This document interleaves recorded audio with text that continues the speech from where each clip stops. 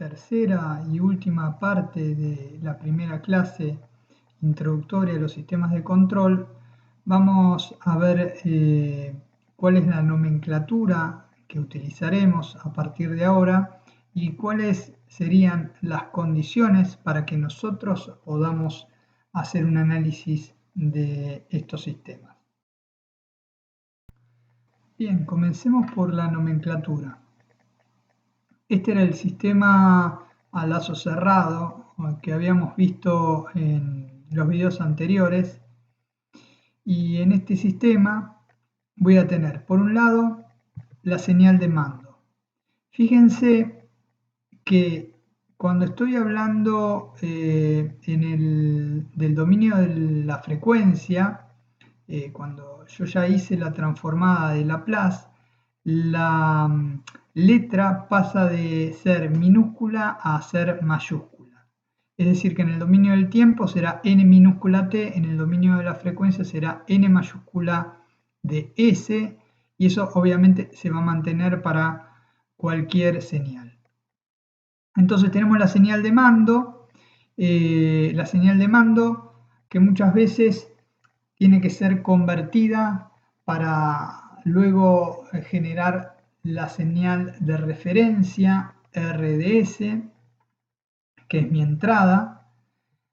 Luego tenemos el error, si se acuerdan, que sería, o nosotros denominamos señal de actuación. Cuando siempre me refiera a la señal de actuación, voy a estar hablando de la diferencia entre lo que quiero tener y lo que estoy censando, ¿sí? Es decir, la señal exactamente antes de la planta, y del otro lado de la planta va a ser mi señal de salida. Mi señal de realimentación BDS va a ser esa muestra que tomo de la salida multiplicado por HDC. Hay veces que HDS será 1, en ese caso BDS e IDS tendrán el mismo valor, y hay veces en que no. La transferencia de la cadena de avance, ¿qué será?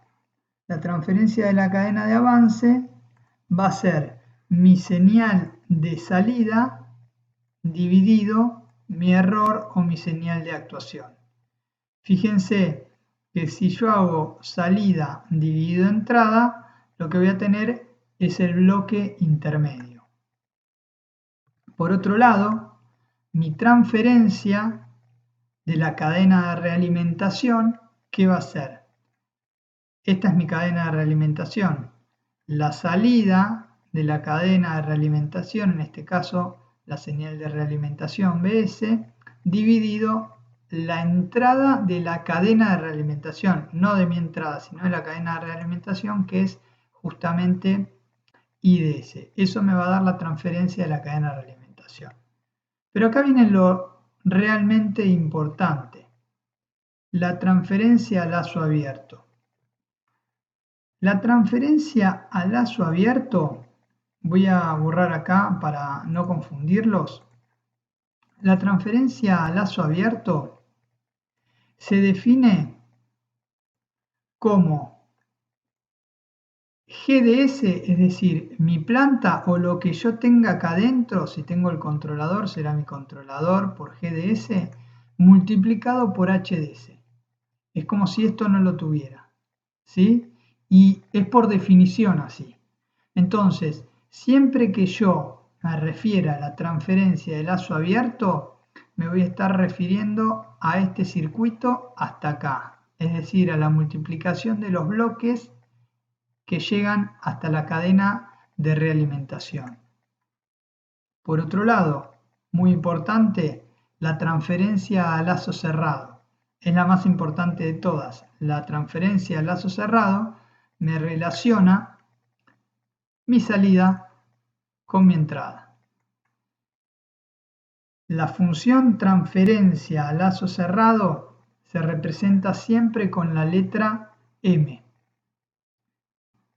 Y cuando yo la vea, lo que voy a estar, o lo que debo pensar, es que lo que tengo del otro lado de la igualdad va a ser justamente la relación entre la salida y la entrada. Nos estaba faltando un poquito de álgebra, así que lo vamos a ver ahora. Partamos de mi transferencia a lazo cerrado, como vimos en la diapositiva anterior. MDS igual a IDS sobre RDS. En este caso, en realidad, tanto NS como K lo vamos a despreciar, porque realmente no aparece siempre. Y en definitiva lo que termina haciendo es adecuando mi señal. Entonces, como decía, lo vamos a despreciar. Voy a borrar acá para que sea más fácil de entender lo que vamos a escribir.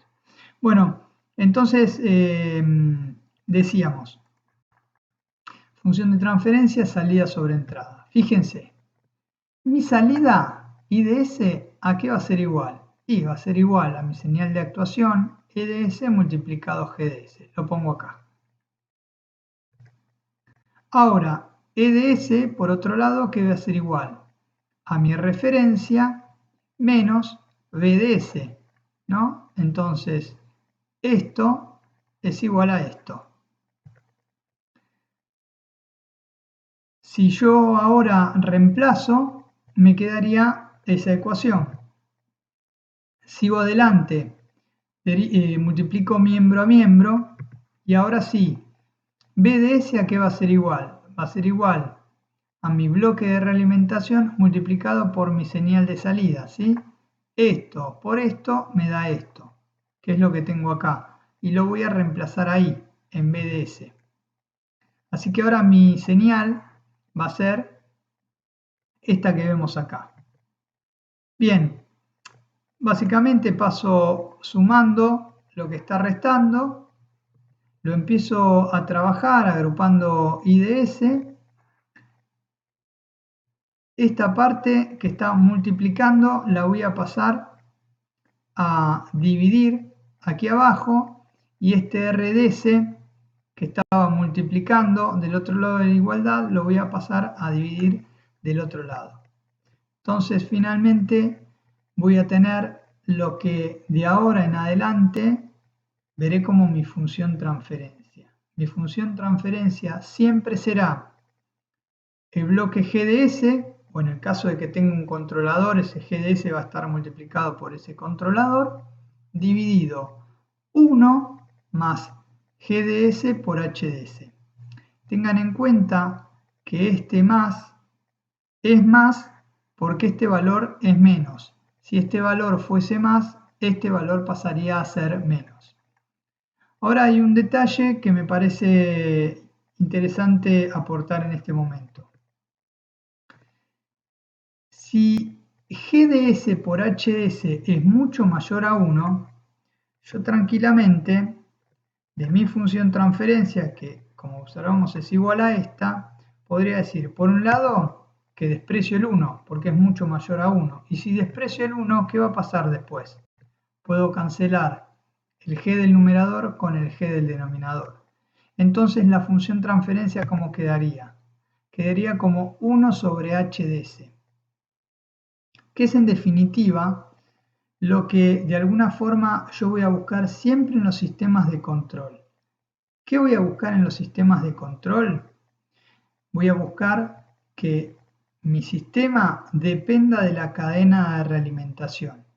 Es algo que en las próximas clases veremos como principio de inversión, porque no pierdan de vista que en todo momento lo que voy a querer es que mi salida copie a mi entrada. Para que mi salida copie a mi entrada, es decir, mi salida sea igual a mi entrada, esta relación debería ser 1. Es decir, que yo lo que voy a intentar buscar siempre es que HDS sea 1. En esta última diapositiva lo que vamos a ver son las condiciones de análisis, es decir, lo que tiene que cumplir mi sistema para que yo lo pueda estudiar con las herramientas vistas en clase. Son básicamente 4 condiciones.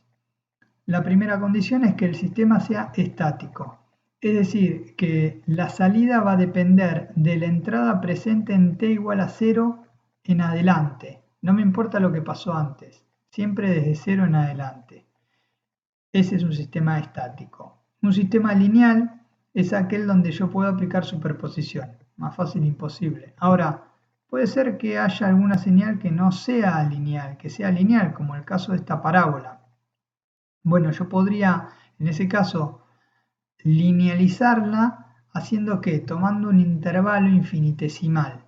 Si yo tomo una porción muy pequeña y voy con la lupa y lo amplío, sería como tener un sistema lineal, pero solamente en ese tramito, ¿sí? Así que podría aplicar ahí las herramientas vistas, pero solo en el tramo en el caso que sea un sistema alineal. Tercera condición, el sistema tiene que ser continuo, no tendría que tener ningún espacio, ningún hueco, ¿sí? Sistema continuo. Y por último, invariante en el tiempo. ¿Esto qué significa que sea invariante en el tiempo? Que los parámetros del sistema no tienen que cambiar su valor en función cambia el tiempo. En los ejemplos anteriores habíamos visto que K era la constante de elasticidad, B la constante de rozamiento, M la masa. Bueno, esos 3 valores se van a mantener constantes. En el segundo 0, en el segundo 10, en el segundo 1000. No deben cambiar en función del tiempo.